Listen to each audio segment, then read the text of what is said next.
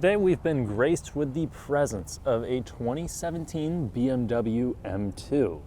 This is kind of the sole successor to the critically acclaimed BMW 1 Series M back from the late 2000s. Now this car follows the same formula. Really small wheelbase, high-powered 3-liter inline-6 turbocharged engine. This particularly is the N55 engine for all of you BMW folks out there. To open up some BMW hoods, you actually press it twice and there's no latch up front, which actually I think is pretty nice. It just definitely confuses some people, including myself, when first encountering it. It produces 365 horsepower and 343 pound-feet of torque. It's a single turbocharger unit, and it more than gets the job done for this pretty compact little car. And these have a ton of tuning potential too. However, this one is bone stock. Now, when it comes to this car in particular, the condition is actually really good. There are a few chips on the hood here. Now, this is a special car because it's actually routed through a 6-speed manual transmission. Yes, you could still get it with 3 pedals, which I think is amazing. And it's definitely the way you want to go in a car like this. Now, you can shave a few tenths off of your 0 to 60 time if you go with the 7-speed dual clutch, but it's just kind of up to your preference if you want something more enthusiast oriented or if you want something that's going to be quicker on a track and easier to drive daily. Now, this model in particular has about 38,000 miles. It's in great shape, clean Carfax, and this has the executive package. That's going to include things like these parking sensors here, a backup camera, which I think is kind of wild that BMW would have left that out for the only optional package, which, by the way, that is the only optional package. Also, this model has the only color that is not on the grayscale for the 2017 M2, which is Long Beach Blue. You'll see our huge brakes up front. Now, you will have a proximity lock and unlock. This is your lock right here. This is the sensor to unlock it. Now, inside you'll see a pretty simple layout. Not really a digital gauge cluster here like most of the new cars. We have push button start. Fires right up. This one is stock, so there's not a insanely aggressive exhaust sound here, but it's ready for any modifications that you might want to place on it.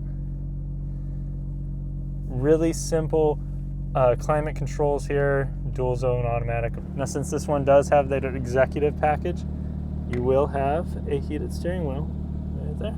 All of them will have this carbon fiber treatment done throughout the interior. It looks great. I mean, I love the Alcantara too on the door panels and such.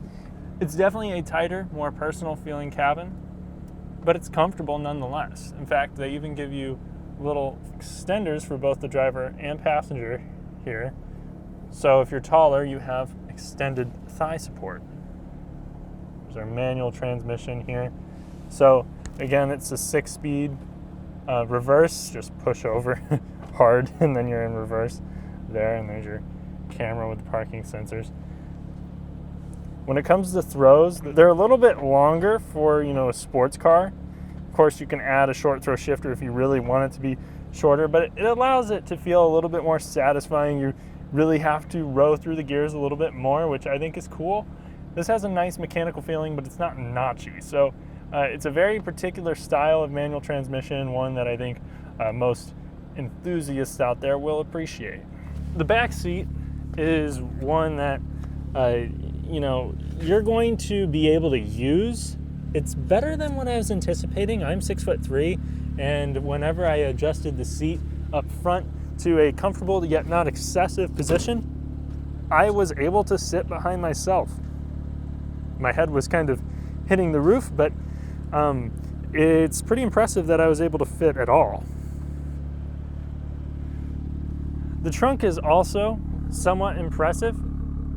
When it comes to the things that you interact with in the BMW M2, it's all really simple and satisfying. So if we just start with the infotainment system, it has a very clean UI. It has a very satisfying little click to the control dial down here. It's not a touch screen, which Honestly, I prefer, I would rather keep my hand down here next to the shifter than trying to mess with this while driving. And it still has things like wireless Apple CarPlay. So this does have auto rev matching, so if I just push in the clutch, put it in fourth, it takes a lot of effort out of the manual transmission driving experience, which is nice for most case scenarios, but you do still have the availability to shut that off if you turn off traction control completely. Now, the aforementioned executive package also gives you active driving assistant, which includes features like lane departure prevention, autonomous braking, rear cross traffic alert, blind spot monitoring. Of course, where this shines is not going to be highway or city driving. It's going to be back roads. So I'll just give it a little acceleration here. Oh my gosh.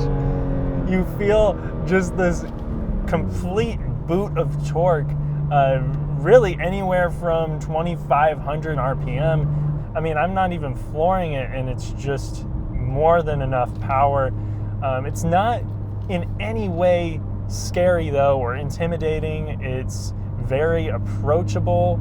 The shifter provides a little bit of vibrations, and the steering has some feedback. Most cars now are just completely numb, and this is more on that scale, but it does provide a very direct response. There's not a whole bunch of body roll, even though this doesn't have adaptive suspension.